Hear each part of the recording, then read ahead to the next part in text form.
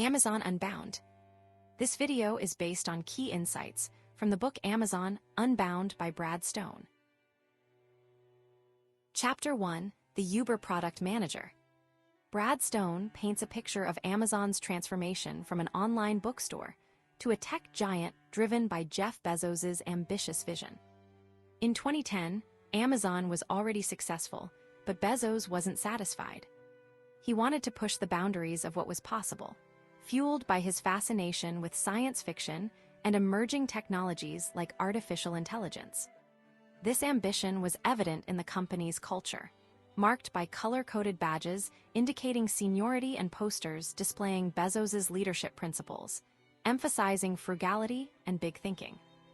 Bezos himself embodied these principles, famously driving to work in a Honda minivan and personally covering the costs of private jet travel to demonstrate cost consciousness. The author details how Bezos relentlessly pursued innovative projects, even those that ultimately failed, like the Fire phone and a holographic projector called Shimmer.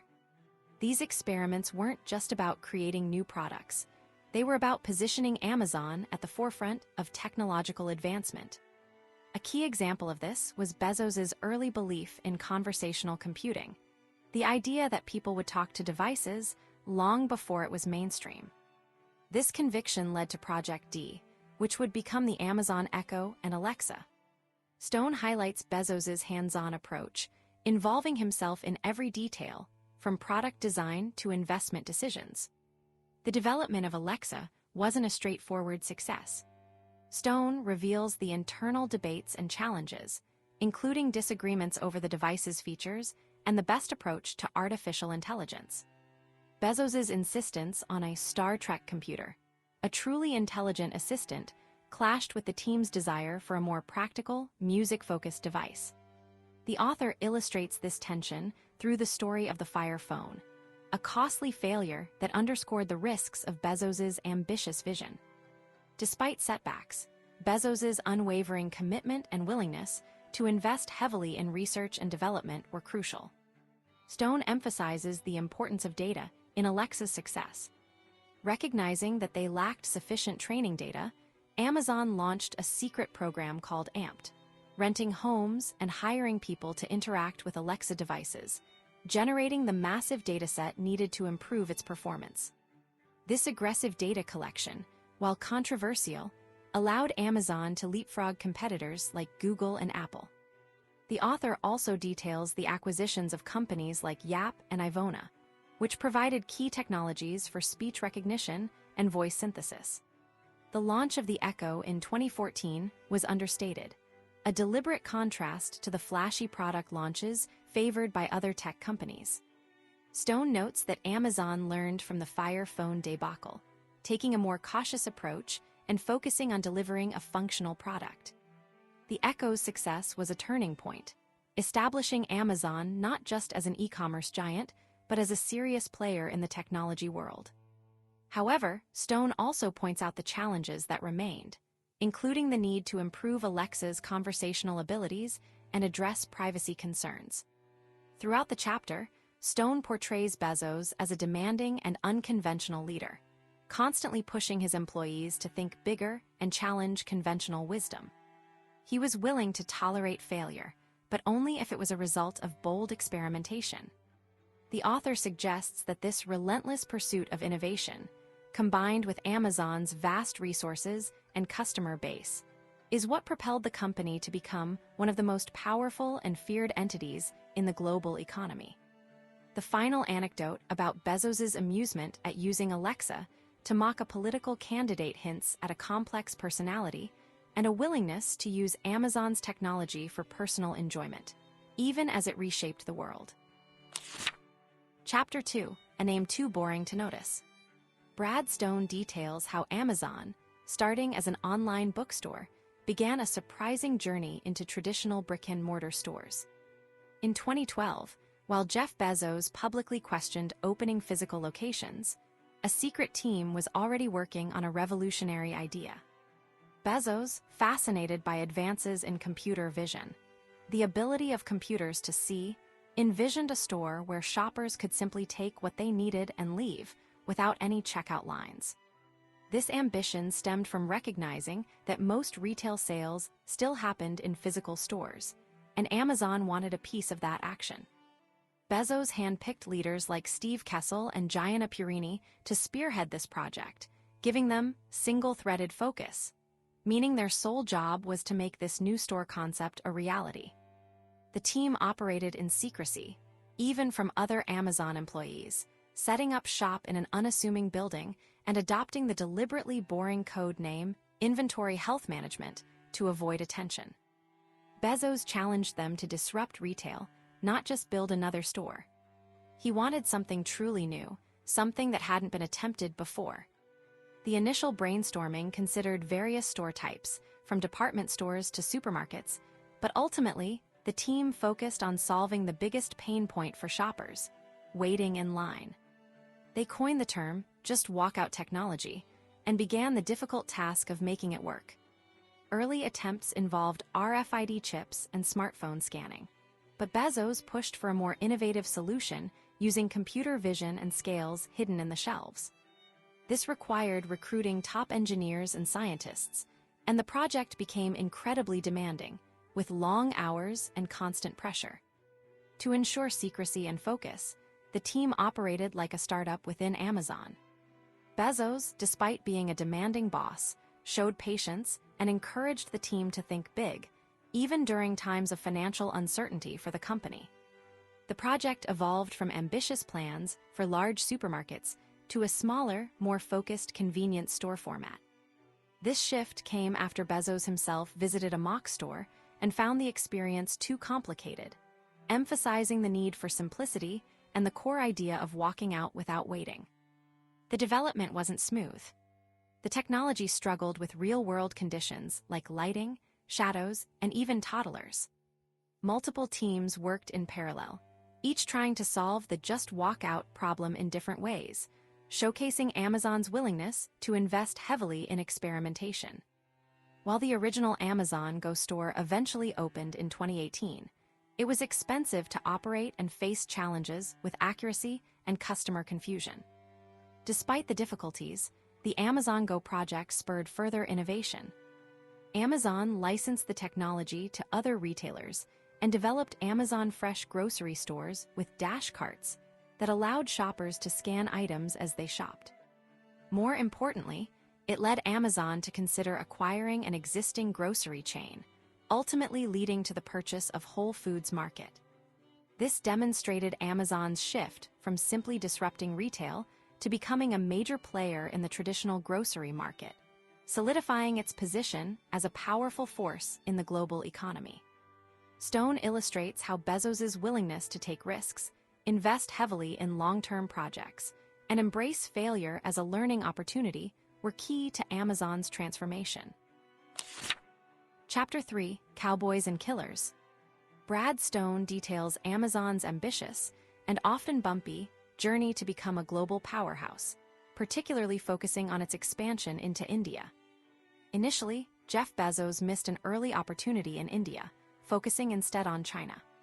However, former Amazon employees, Sachin and Binny Bansal, saw the potential and launched Flipkart, a direct competitor.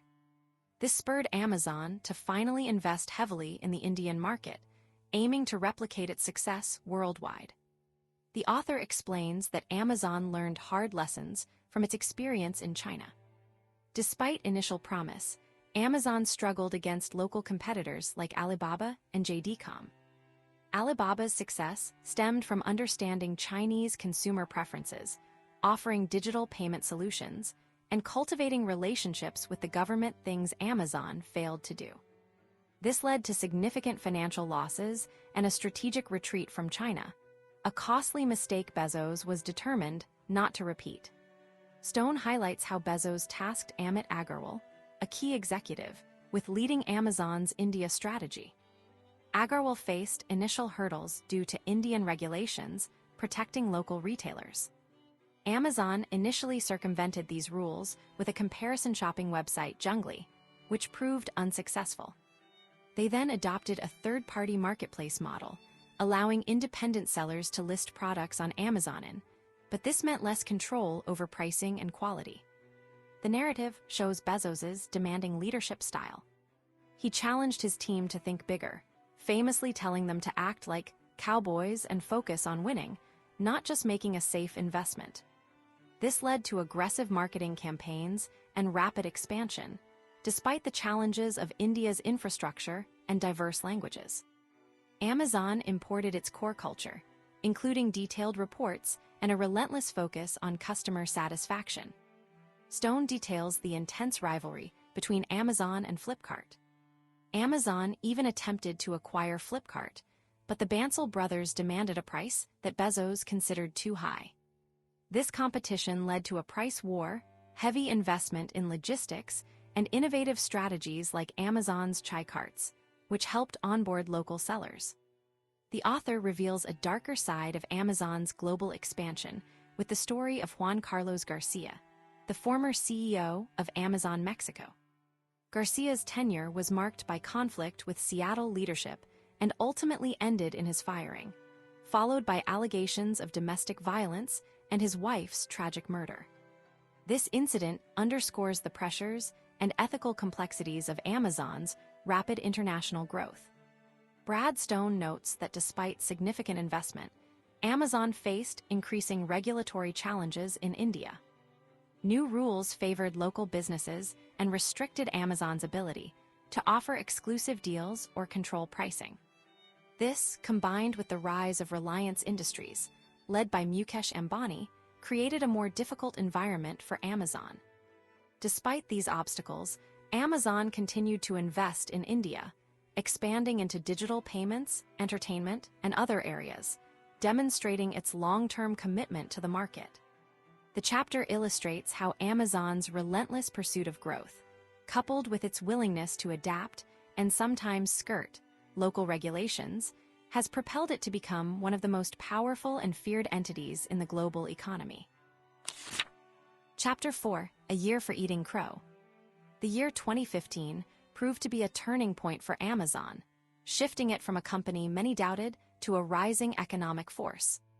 Brad Stone details how, despite appearing shaky in 2014 with reported losses and slow sales growth, Amazon was secretly building a powerful foundation. Critics like Steve Ballmer and David Einhorn dismissed Amazon as unprofitable, failing to recognize the company's strategic investments and the hidden strength of its established retail sectors like books and electronics. Instead of hoarding profits like competitors such as Microsoft and Apple, Jeff Bezos reinvested everything back into the business, constantly experimenting with new technologies. Bezos understood that customer loyalty was fleeting, and that constant innovation was key to staying ahead. This led to investments in projects like Alexa, the Fire Phone, and expansion into markets like India and Mexico. While these ventures hadn't yet yielded results, a previous gamble, Amazon Web Services, or Oz, began to pay off significantly in 2015. Stone explains that Oz, a cloud computing service, was kept largely secret for years, masking its impressive growth and profitability from competitors like Microsoft and Google. It started by serving startups and researchers needing extra computing power, then expanded to larger corporations and even NASA, quietly becoming a crucial part of the Internet's infrastructure. The revelation of AWS's financial success in 2015 shocked Wall Street and fueled a surge in Amazon's stock price. Simultaneously, Amazon launched Prime Day, modeled after a Chinese shopping holiday, capitalizing on its established two-day shipping program. This combination of AWS's profitability and Prime Day's success drew increased attention and scrutiny, including a controversial New York Times article exposing Amazon's demanding and sometimes harsh workplace culture. Stone highlights that this article, while critical, inadvertently showcased Amazon's relentless drive and high standards.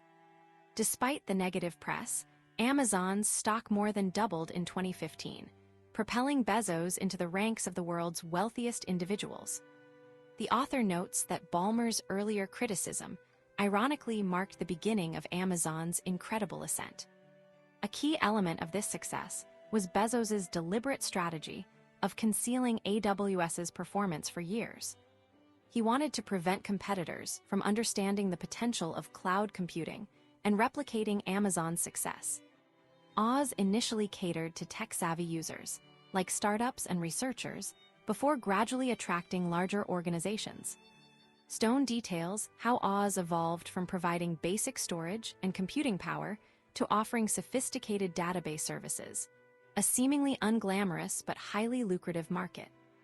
Bezos pushed for innovation in this area, even when it seemed improbable, ultimately leading to the development of powerful database technologies like Redshift and Aurora.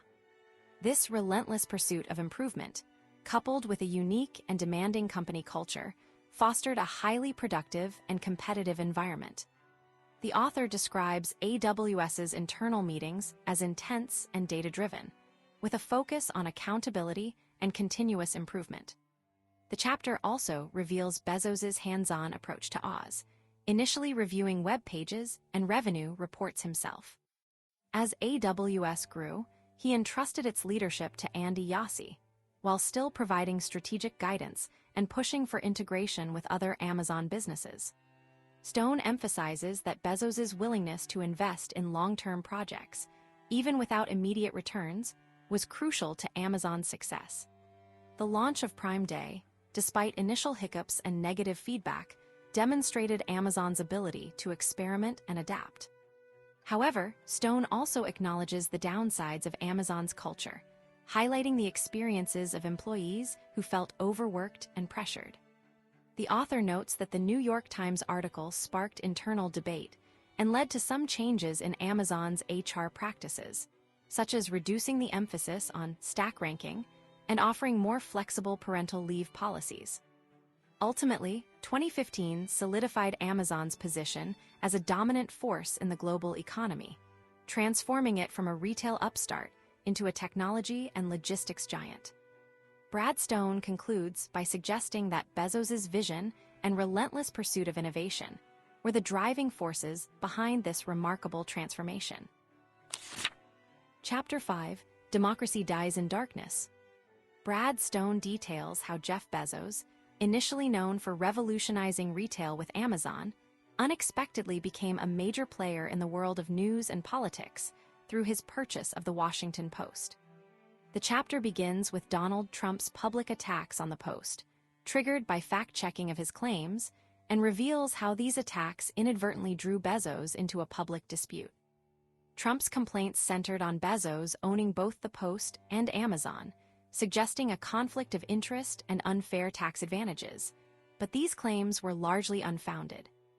Bezos, surprisingly, wanted to respond to Trump, seeing it as a patriotic duty to defend the newspaper and counter misinformation.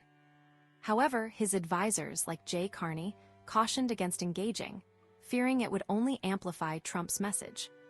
Ultimately, Bezos playfully retorted via Twitter, offering Trump a ride on a Blue Origin rocket, a move that escalated the conflict and officially marked Bezos's entry into the political arena. This incident highlights how Bezos's growing influence, stemming from Amazon's success, now extended into areas traditionally separate from commerce. The story then shifts to how Bezos came to acquire the Post in the first place. The newspaper, facing financial difficulties, was put up for sale by the Graham family. Bezos initially showed little interest, but after further consideration, he recognized the importance of a strong, independent press and saw an opportunity to save a vital institution. He purchased the Post for $250 million, committing to its editorial independence and investing in its future. This decision demonstrated a willingness to use his wealth and influence to support journalism, a move that further solidified his position as a powerful figure. Stone illustrates how Bezos applied his Amazonian business principles to the Post, focusing on innovation, experimentation, and data-driven decision-making. He challenged traditional newspaper practices, embraced digital technologies, and encouraged a culture of rapid testing. He also implemented Amazon-style meetings and reporting structures, demanding detailed analysis and clear plans for improvement. While some changes were met with resistance, Bezos's approach ultimately led to a significant turnaround for the Post, increasing its digital subscriptions and revenue. A pivotal moment detailed by Stone is the imprisonment of Washington Post reporter Jason Rezaian in Iran. Bezos personally intervened, using his resources and influence to secure Rezaian's release. This act underscored his commitment to the Post's journalistic mission and demonstrated the extent of his willingness to go to protect its reporters. The incident also highlighted the risks and challenges faced by journalists in an increasingly complex and dangerous world. The chapter concludes by noting how Bezos's ownership of the Post and his defense of its reporting attracted both praise and scrutiny. He became a symbol of a new kind of media ownership, one that combined business acumen with a commitment to journalistic integrity. However, it also made him a target for political attacks, particularly from Donald Trump, who saw the Post as a hostile force. Stone suggests that Bezos's foray into the world of news and politics, driven by his success with Amazon, would ultimately prove to be more complex and challenging than he initially anticipated, foreshadowing future conflicts and consequences. Chapter 6: Bombing Hollywood. Brad Stone details how Amazon, initially an online bookstore, aggressively expanded its influence into Hollywood, revealing a key strategy in its rise to economic dominance. Following Donald Trump's surprising election, Amazon's publicists aimed to generate buzz for their film, Manchester by the Sea. And surprisingly, Jeff Bezos offered his Beverly Hills estate for a lavish party. This wasn't just about celebrating a movie. It was a calculated move to insert Amazon into the heart of Hollywood's elite, signaling its ambition to become a major player in entertainment. The party itself was a display of power, attracting A-list celebrities and industry leaders. Bezos, actively mingling, positioned himself at the center of attention, subtly reinforcing Amazon's growing presence. Stone highlights this as a deliberate tactic. Bezos wasn't simply enjoying a party, he was building relationships and establishing Amazon as a force to be reckoned with in a new industry. This mirrored Amazon's approach in retail: enter a market, gain visibility, and then dominate. However, the chapter reveals a tension between Bezos's vision and the reality of Hollywood. While Amazon initially supported independent, critically acclaimed films like Manchester by the Sea, Bezos ultimately wanted a blockbuster, his Game of Thrones. This desire reflects a broader pattern. Bezos wasn't content with niche success. He wanted mass appeal and global reach, mirroring his ambition to dominate every market Amazon entered. This demand for a mainstream hit drove a shift in strategy and created internal friction within Amazon Studios. Stone explains how Amazon's entry into streaming video began with a counterintuitive decision: offering it for free to Prime members. Initially, this seemed illogical, but it proved brilliant. It increased the value of Prime membership, encouraging more frequent purchases from Amazon's core retail business. This illustrates a key element of Amazon's strategy, using one business to fuel another, creating a powerful ecosystem. The initial investment in content, though substantial, was seen as a means to drive retail sales. The narrative details Amazon's relentless pursuit of content, initially through licensing deals and then through original programming. Bezos's scientific studio concept, though flawed in its initial execution, demonstrated his desire to apply data-driven decision-making to the traditionally subjective world of entertainment. This reflects Amazon's core philosophy: constantly experiment, analyze data, and optimize for efficiency. The story of Roy Price, the head of Amazon Studios, illustrates the challenges of navigating this new territory. Price, a Hollywood insider, clashed with Bezos over creative direction and faced allegations of inappropriate behavior. His eventual downfall highlights Amazon's willingness to make tough decisions, even when it meant disrupting a team it had built, to align with its overall goals. The incident also reveals a blind spot in Amazon's early approach to workplace culture. Stone emphasizes that Bezos's ambition wasn't solely about profit. He genuinely enjoyed the creative process and wanted Amazon to be a force for innovation in entertainment. Campfire, Amazon's exclusive retreat for writers and thinkers, exemplified this desire to foster creativity and build relationships with influential figures. However, even these events were strategically designed to reinforce Amazon's brand and attract talent. Ultimately, the chapter portrays Amazon's expansion into Hollywood as another example of its relentless pursuit of market dominance. By leveraging its financial resources, data-driven approach, and Bezos's unwavering ambition, Amazon transformed itself from an online retailer into a global powerhouse with influence spanning multiple industries. The story of Amazon Studios, with its successes and setbacks, is a microcosm of Amazon's larger strategy: disrupt, innovate, and conquer. Chapter 7: The Selection Machine. Brad Stone details how Amazon transformed from a simple online bookstore into a dominant force in the global economy, a journey fueled by relentless efficiency and a willingness to disrupt traditional retail. The story begins with an unexpected encounter between Jeff Bezos and a homeowner, revealing a surprising connection to his childhood. This anecdote subtly highlights Bezos's ability to revisit the past and extract lessons, a trait that would define his leadership. The chapter emphasizes Amazon's incredible growth in the mid-2010s, with sales increasing rapidly. Stone explains this success through the concept of the flywheel, where low prices and customer loyalty attract more shoppers and sellers, creating a self-reinforcing cycle.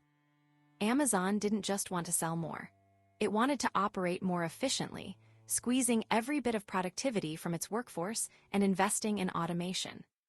This drive for operating leverage meant constantly finding ways to reduce costs while increasing revenue. A pivotal moment in this evolution was the hands-off-the-wheel project. An employee's overzealous purchase of Despicable Me 2 merchandise highlighted the flaws of human decision-making. This led to replacing human buyers with algorithms, automating purchase orders and inventory management. While seemingly cold, this move allowed Amazon to respond to demand with incredible speed and precision, like predicting a surge in dog anxiety jackets before the 4th of July. The Fulfillment by Amazon (FBA) service was another key component. Initially met with skepticism from sellers, FBA allowed merchants to store and ship products through Amazon's network, benefiting from Prime's fast shipping. This expanded Amazon's reach and increased its control over the supply chain. Bezos's meticulous attention to detail, even over small fees, demonstrated his commitment to long-term growth and scale. Stone illustrates Bezos's demanding leadership style through a story about a tense exchange with a finance director over a spreadsheet error. While harsh, this incident underscored Amazon's culture of high standards and relentless pursuit of accuracy. This intensity, though sometimes unsettling, drove innovation and efficiency. The chapter then shifts to the rise of third-party sellers on the Amazon marketplace. This opened the floodgates to a massive influx of products, particularly from China. While offering incredible selection and low prices, this also introduced challenges like counterfeit goods and quality control issues. Amazon initially downplayed these problems, prioritizing growth over strict oversight. The author details how Amazon's marketplace evolved, initially a side project, to become the dominant force in sales. Peter Ferrocy's work in building a self-service platform for sellers was crucial, but it also created new problems. The influx of low-cost goods from China, while appealing to customers, sparked conflict with established brands and Western sellers. Stone highlights the tension between Amazon's retail division, focused on curated selection, and the marketplace, which embraced a more chaotic, anything-goes approach. Bezos consistently sided with expanding selection, believing that customers would ultimately decide what they wanted. This decision, while successful in terms of growth, led to a decline in quality control and a rise in counterfeit products. The chapter concludes by showing Amazon's attempts to address these issues, introducing programs like Brand Registry and Project Zero to combat fraud and protect brands. However, Stone suggests that these efforts were often reactive and insufficient, and that the fundamental tension between growth and quality remained unresolved. Amazon's success, Stone argues, came at a cost, creating a complex and often challenging environment for sellers and raising concerns about the long-term impact of its dominance. Chapter 8, Amazon's Future is Serape. Brad Stone details how Amazon, starting as an online bookstore, grew into a giant that changed the way people shop and scared many businesses. In 2017, Amazon set its sights on the grocery world, specifically Whole Foods, which was struggling despite its reputation for healthy food. Whole Foods founder, John Mackey, had a vision for mindful eating, but faced challenges with rising prices and competition from larger stores like Walmart and Kroger. He even clashed with investors who wanted big changes.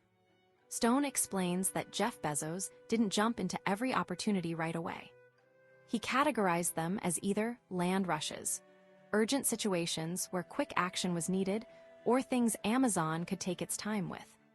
For years, Bezos was patient with groceries, but the rise of competitors like Instacart and Google Express forced his hand.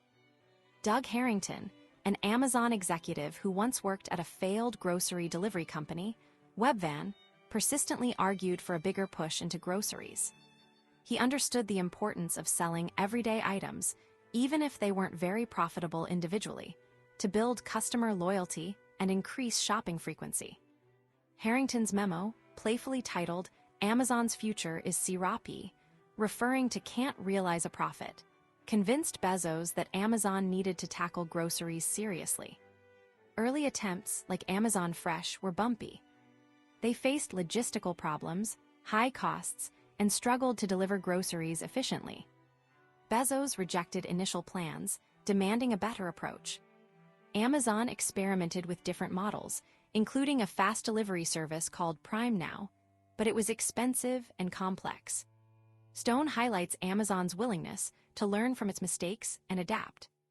Bezos wasn't afraid to try new things, even if they failed. He also wasn't shy about using data to gain an edge.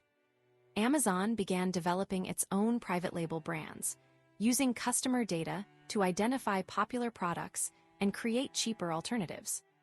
This practice, however, raised concerns about unfair competition, as Amazon appeared to leverage its marketplace data to benefit its own brands. Projects like the Single Cow Burger and Treasure Truck demonstrate Bezos's quirky approach to innovation, even if they weren't always successful. The acquisition of Whole Foods in 2017 was a turning point. Stone describes it as a surprising move that sent shockwaves through the retail industry. It gave Amazon a network of physical stores, valuable real estate, and a brand known for quality. Bezos combined Amazon's grocery efforts, Fresh, Prime Now, and Whole Foods, under Steve Kessel, streamlining operations and expanding its reach. The author emphasizes that Amazon's success wasn't just about technology or innovation. It was about relentless execution, a willingness to experiment, and a determination to dominate every market it entered. The story illustrates how Amazon transformed from an online retailer into a powerful force reshaping the global economy, often at the expense of its competitors. Chapter 9, The Last Mile. Brad Stone details how Amazon transformed from a struggling online bookstore into a logistics and economic powerhouse, largely through a relentless focus on controlling every step of the delivery process. The story begins during the dot-com bubble, when Amazon was barely able to handle the holiday rush with only a handful of warehouses. Dave Clark, a former band teacher, joined in 1999 and witnessed this growth firsthand, eventually becoming head of global operations. Initially, Amazon saved money by locating warehouses far from cities and relying on low-wage workers who walked miles each day. However, as Amazon grew and began collecting sales tax, its strategy shifted. It invested heavily in new facilities, not just large fulfillment centers, but also smaller sortation centers, delivery stations, and even its own cargo planes, branded Prime Air. This expansion wasn't just about size, it was about speed and control. Simultaneously, Amazon faced increasing criticism regarding its treatment of warehouse workers. accused of prioritizing profits over safety. Clark aggressively defended the company, but the scrutiny highlighted the human cost of Amazon's efficiency. A key turning point was the acquisition of Kiva Systems, a robotics company. Clark championed the purchase, recognizing that robots could dramatically improve warehouse productivity. These robots moved shelves to workers, eliminating long walks and boosting efficiency. While initially allowing Kiva to continue selling to competitors, Amazon eventually cut them off, solidifying its advantage. This move, though beneficial for Amazon, damaged relationships with other businesses. Bezos's leadership style heavily influenced these decisions. He prioritized long-term growth and cost control, often clashing with executives who favored a more empathetic approach to employee relations. He rejected proposals for employee education programs and resisted improvements to warehouse conditions until forced by public outcry. This focus on efficiency, while driving innovation, often came at the expense of worker well-being. The biggest leap toward dominance came with the creation of Amazon Logistics, its own delivery network. Frustrated with the limitations and rising costs of UPS and FedEx, Amazon began building its own last-mile delivery system. This involved establishing delivery stations in cities and partnering with independent delivery service providers, DSPs, avoiding the costs and regulations associated with directly employing drivers.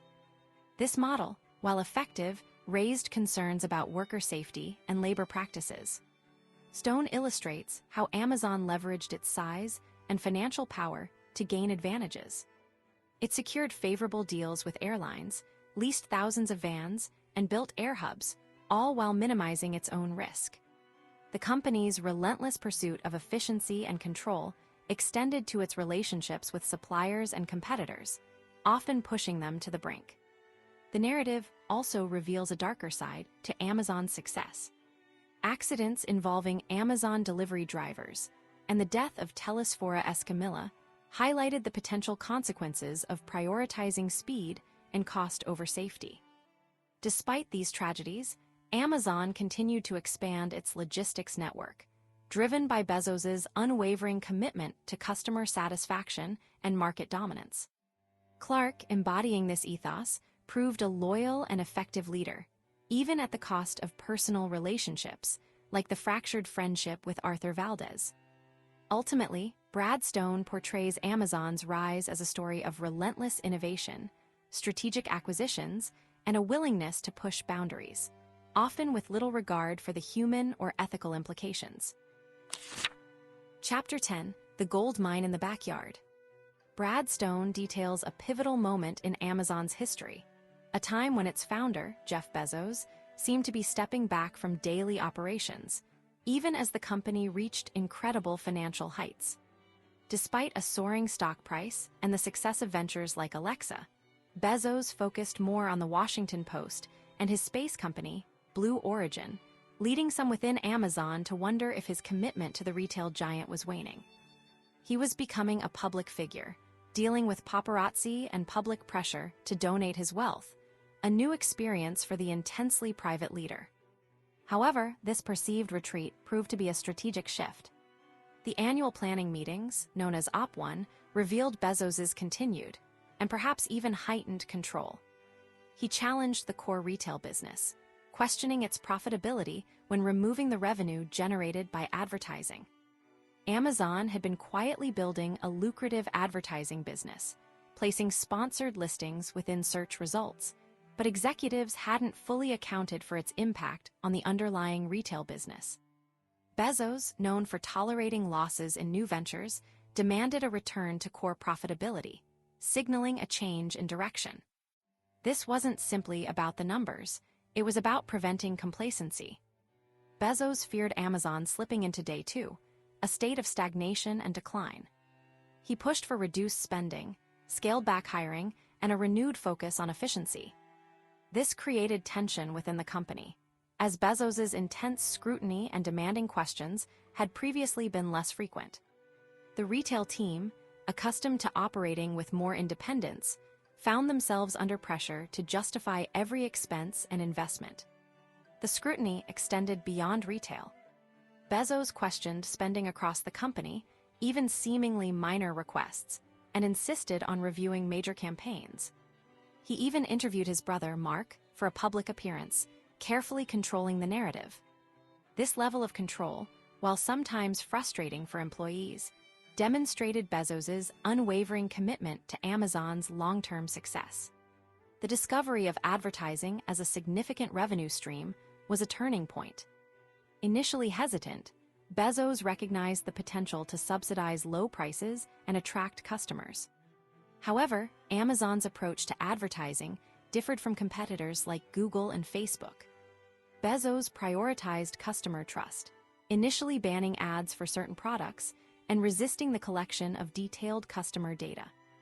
Early attempts at display advertising were hampered by Amazon's frugality and reluctance to engage in the typical practices of the advertising industry. Despite these challenges, Amazon's advertising business grew, fueled by the increasing number of third-party sellers on its marketplace. The introduction of sponsored products, ads that appeared within search results, proved particularly successful.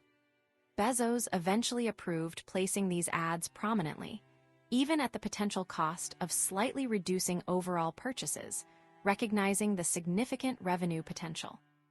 Amazon also introduced Amazon's Choice, a badge that recommended products, which, while intended to help customers, also benefited Amazon's own private label brands. This focus on profitability and efficiency led to a period of retrenchment. Amazon shuttered unsuccessful ventures, slowed hiring, and implemented a controversial span of control policy, forcing managers to increase the number of direct reports or risk losing their positions. While disruptive, these measures ultimately boosted Amazon's financial performance, solidifying its position as a dominant force in the global economy. Stone illustrates how Bezos's relentless focus on long-term growth, customer trust, initially, and operational efficiency transformed Amazon from a simple online bookstore into a multifaceted powerhouse. The company's success wasn't accidental.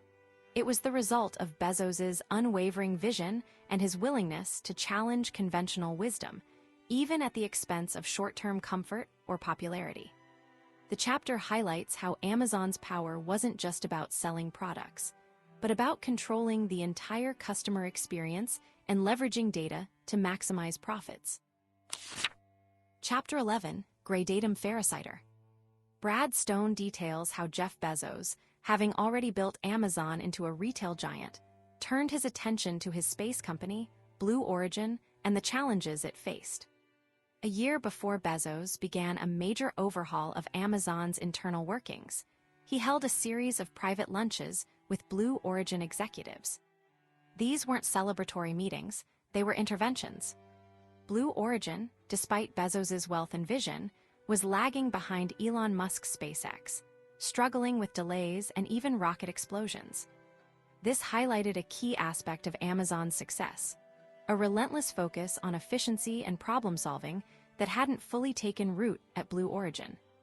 The contrast between Amazon and Blue Origin showed how Bezos's approach differed depending on the business. Amazon, born as an online bookstore, rapidly expanded by prioritizing customer experience, logistical innovation, and a willingness to disrupt traditional industries. This aggressive growth, however, demanded a highly structured and often demanding internal culture.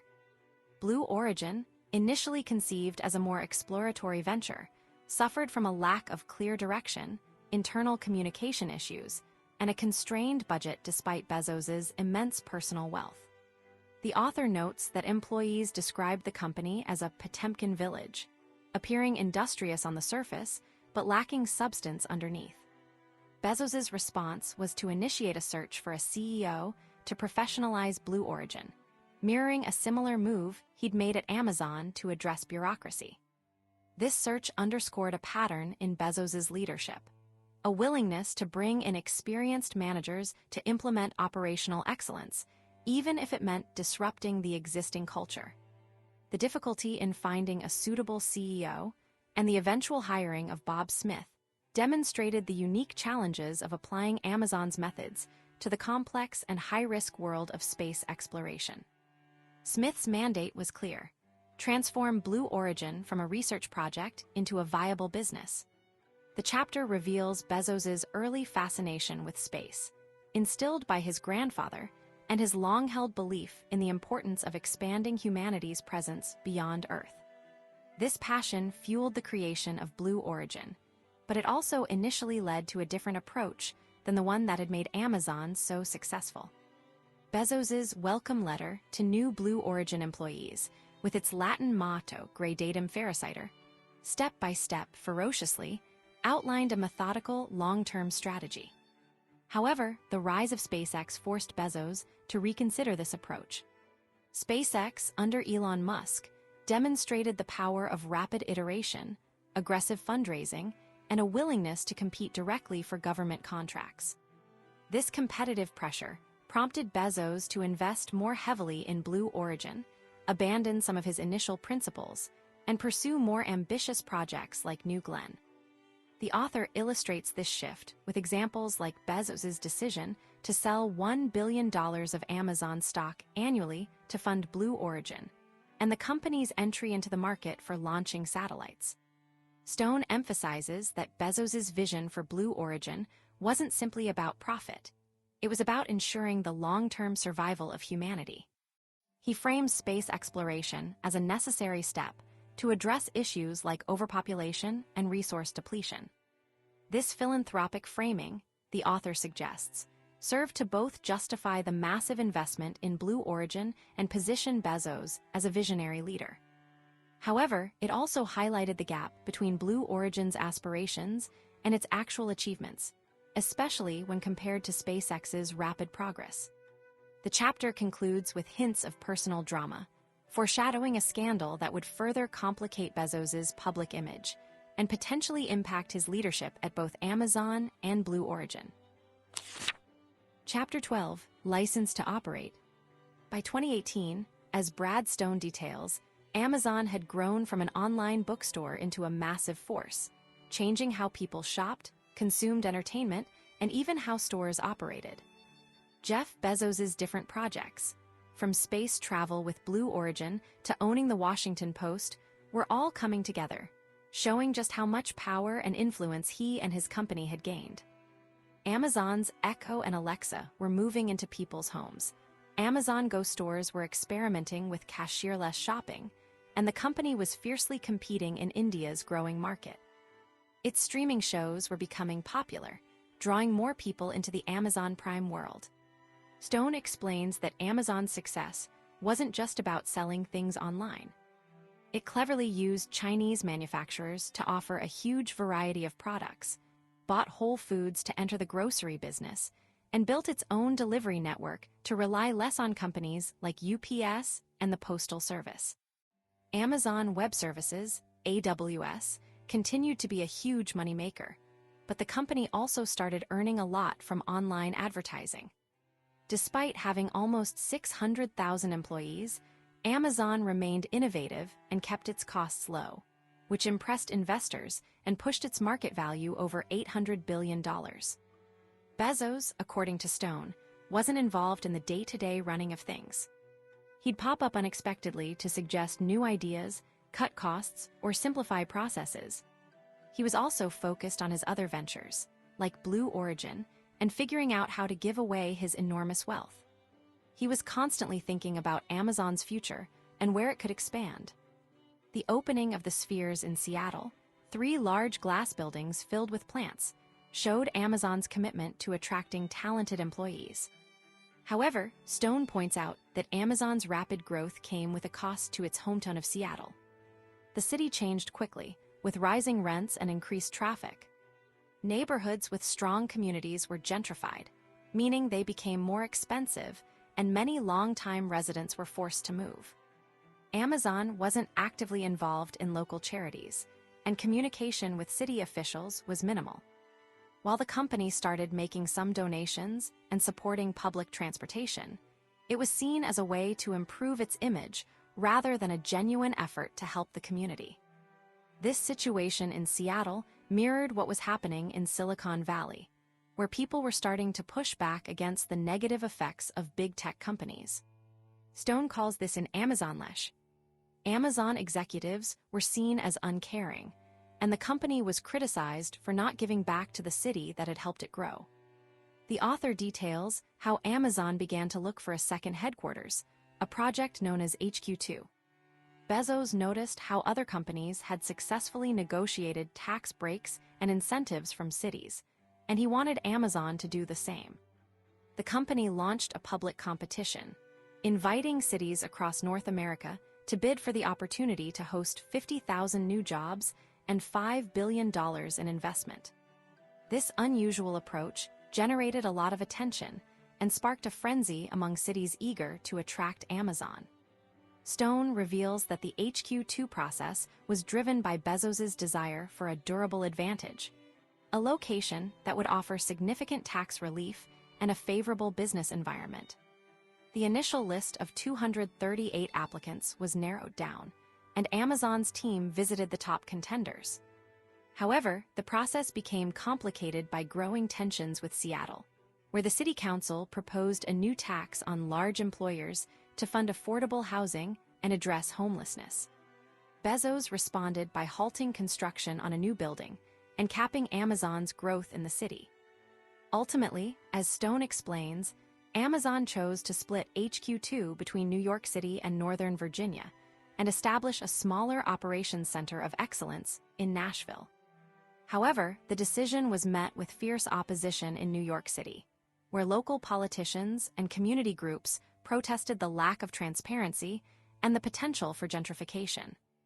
Amazon eventually canceled its plans for New York, a decision that Stone attributes to a combination of factors, including political resistance, concerns about unions, and the company's own miscalculations. The episode highlighted Amazon's growing power and its willingness to walk away from deals that didn't meet its terms, solidifying its reputation as a formidable and sometimes feared entity in the global economy. Chapter 13, Complexifiers. Brad Stone details a tumultuous period for Jeff Bezos and Amazon, revealing how personal scandal intersected with the company's already immense power. The chapter opens in February 2019, with Bezos late to a crucial meeting, a sign of the distractions swirling around him following the public revelation of his affair and impending divorce. This wasn't just a personal crisis. It highlighted a potential vulnerability for Amazon, a company built on Bezos's carefully cultivated image of disciplined control. The cancellation of Amazon's New York headquarters, planned shortly before the meeting, underscored the growing pushback against the company's expanding influence. Bezos attempted to compartmentalize, quickly shifting the focus back to business, but the scandal exposed a disconnect between the high standards he demanded of Amazon employees and his own actions. This created a sense of disappointment among many within the company, who had viewed him as an infallible leader. Simultaneously, his increasing absences from the Seattle offices and unexplained trips, like the sudden visit to Ring, raised questions about his priorities and leadership. The mysterious helipads requested for new headquarters, linked to his relationship with Lauren Sanchez, further fueled speculation and hinted at a growing sense of entitlement. Stone reveals a parallel, and potentially connected, power play occurring behind the scenes. Amazon was exploring a dual-class stock structure, which would have given Bezos even greater control over the company, despite owning a relatively small percentage of shares. This move, unusual for Amazon, sparked concern among shareholders who questioned why a seemingly secure CEO needed to consolidate his power. The company justified the proposal by suggesting it would benefit employees and facilitate acquisitions, but investors remained skeptical. The timing, shortly before the divorce announcement, led some to believe the true motive was to protect Bezos's stake in the company. The chapter then delves into the messy details of the scandal's exposure, revealing a complex web of betrayal and manipulation. Michael Sanchez, Lauren Sanchez's brother, acted as a conduit to the National Enquirer, providing compromising texts and photos in exchange for money. This act of disloyalty, coupled with the tabloid's aggressive tactics, threatened to unravel Bezos's carefully constructed public persona. The situation escalated further with allegations of Saudi Arabian involvement, stemming from Bezos's ownership of the Washington Post and its critical coverage of the country's leadership. Stone details the back and forth between Amazon, the Inquirer, and the Saudi government, highlighting the lengths to which each party went to protect its interests. Bezos's public response, a lengthy post on Medium, framed the situation as a defense of journalistic integrity against political interference. However, the underlying narrative reveals a struggle for control over information, control over Amazon, and control over Bezos's own image. The author illustrates how Bezos, accustomed to shaping narratives, found himself battling a story that threatened to expose his flaws and undermine his authority. The scandal, while deeply personal, became a test of Amazon's ability to navigate a crisis and protect its reputation. Ultimately, the chapter demonstrates how Amazon's rise to economic dominance had created a unique set of challenges for its founder, making him a target for adversaries and forcing him to confront the consequences of his own actions. The concluding scenes show Bezos embracing a more public and extravagant lifestyle, signaling a shift in his priorities and a willingness to enjoy the fruits of his extraordinary success, even as the company faced increasing scrutiny and potential disruption. Chapter 14, Reckoning. Brad Stone details how Amazon, starting as an online bookstore, grew into a hugely powerful and sometimes frightening force in the world's economy. After Jeff Bezos's divorce, his wealth dipped but quickly bounced back thanks to Amazon's soaring stock price, becoming larger than the entire economy of some countries. This success, however, sparked anger as people felt the system was unfair, with Amazon controlling too much and widening the gap between the rich and everyone else. The chapter explains how Amazon's rise wasn't just celebrated, it was met with increasing scrutiny. Politicians on both sides of the Atlantic began investigating Amazon and other tech giants like Google and Facebook, trying to limit their growth. Bezos publicly said he welcomed this examination, claiming Amazon would adapt to any new rules. However, behind the scenes, Amazon prepared to fight back. The company's leaders read a history book about a past grocery chain, A&P, which had been attacked by smaller businesses and politicians. They learned from A&P's mistakes, deciding Amazon needed to be proactive in defending itself and not ignore criticism. Amazon faced multiple challenges. There were calls for higher wages for warehouse workers, questions about how little tax the company paid, and accusations from President Trump about unfair deals with the Postal Service. A major investigation by a U.S. House committee found Amazon abused its power, unfairly competing with smaller sellers. While Amazon dismissed the report, a young lawyer named Lena Khan emerged as a key critic, arguing Amazon had become too dominant and was no longer a true marketplace. To manage the growing criticism, Amazon dramatically increased the size of its public relations and policy team, creating a rapid response team to quickly address negative news. Bezos himself closely monitored media coverage, demanding his team defend the company's actions. The author notes Bezos's willingness to change if criticism was valid, but also his determination to protect Amazon's interests. The chapter highlights a specific example of this defense: Amazon's battle over a lucrative contract with the U.S. Department of Defense, known as JEDI. Despite having a strong position, Amazon lost the contract to Microsoft, with many believing political interference played a role, particularly from President Trump, who openly disliked Bezos and his ownership of the Washington Post.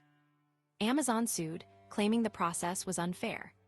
Stone details how Amazon responded to criticism about worker pay by raising its minimum wage to $15 an hour, a move that was both praised and seen as a strategic attempt to improve public image. The author also points out Amazon's skillful use of legal loopholes to minimize its tax payments, sparking further outrage. Throughout the chapter, Brad Stone emphasizes the growing tension between Amazon's success and the concerns about its power. The company's relentless focus on customer service and low prices had created a dominant position, but it also led to accusations of bullying smaller businesses and exploiting its workers. The final report from the Congressional Committee recommended breaking up Amazon, a drastic step that signaled a turning point in the debate over the power of big tech. The author concludes by noting that Amazon's future remained uncertain, dependent on political shifts and public opinion, but that the company was prepared for a long and challenging battle. Chapter 15, Pandemic. Brad Stone details how Amazon, starting as an online bookstore, grew into a hugely powerful and sometimes scary force in the world's economy. The chapter shows how Amazon didn't just survive challenges, but used them to become even stronger. Even problems like a failed headquarters project and disagreements with powerful people like Donald Trump didn't really slow the company down. It seemed like Amazon could do almost anything it wanted, ignoring the usual rules that limit other big businesses. The story highlights how Amazon faced new problems, like protests from its own employees concerned about the environment. These employees wanted Amazon to do more to fight climate change, even if it meant slowing down deliveries or offering fewer products. While Bezos announced a climate pledge, the protests showed a shift in power. Employees were starting to challenge their company's decisions. Stone notes this was a new kind of challenge for Amazon, coming from within its own ranks. Amazon's success continued even as it faced criticism. The company's stock price soared, reaching over $1 trillion. But just as things seemed perfect, a new threat appeared: the COVID-19 pandemic. Stone explains how Amazon was uniquely positioned to handle the pandemic, as people started shopping online more than ever. However, this also meant a huge risk for Amazon's warehouse workers, who had to keep working in crowded conditions. The chapter details how Amazon quickly tried to protect its workers, spending a lot of money on things like temperature checks and cleaning supplies. Bezos himself became more visible, talking about the importance of Amazon's work during the crisis. However, Stone points out that Amazon still prioritized keeping deliveries going, even if it meant putting workers at risk. This led to protests and accusations that the company cared more about profits than people. Stone describes how Amazon clashed with workers like Chris Smalls, who spoke out about unsafe conditions and was later fired. The leaked memo revealing Amazon executives discussing how to discredit Smalls showed the company's willingness to fight anyone who challenged its power. Amazon also faced criticism for banning some sellers from using its services and for its handling of the pandemic's impact on its workforce. Despite the challenges, Amazon's business boomed during the pandemic. The company hired hundreds of thousands of new workers and made record profits. Stone notes that Amazon's success came at a cost, as smaller businesses struggled, and the gap between the company and its competitors widened. The chapter concludes with Jeff Bezos announcing he would step down as CEO, handing the role to Andy Jassy.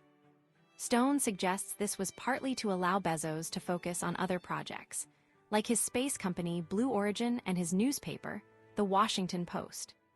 It also signaled a shift in Amazon's leadership, as Jassy prepared to take on the challenges of running a massive and increasingly scrutinized company. Stone ends by questioning whether Amazon's power is ultimately a good thing for the world, acknowledging the company's complex and often controversial impact. And that brings us to the end of our summary of this book. I hope you found it insightful and valuable. If you enjoyed this video, hit like and subscribe for more. Your support helps us bring you more great content. Thanks for watching.